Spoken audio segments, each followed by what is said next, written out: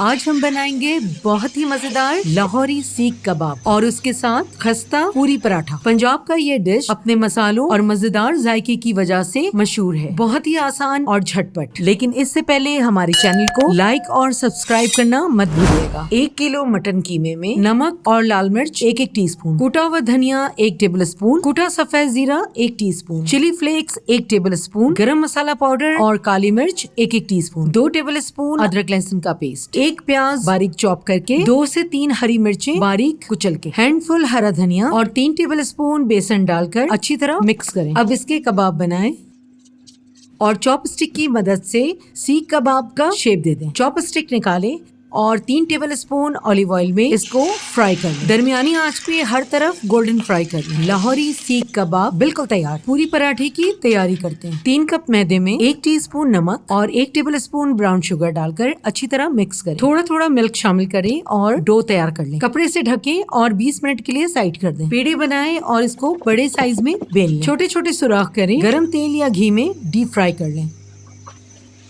Paratha golden fry हो जाए तो किचन टॉवल पे निकाल लें ताकि एक्सेस ऑयल निकल जाए। सीख कबाब और पूरी पराठे को प्याज, हरी मिर्चें और दही पुदीने की चटनी के साथ सर्व करें। वीडियो पसंद आया हो तो लाइक और सब्सक्राइब जरूर कीजिए। अपना बहुत ख्याल रखें और अपने इस चैनल का भी।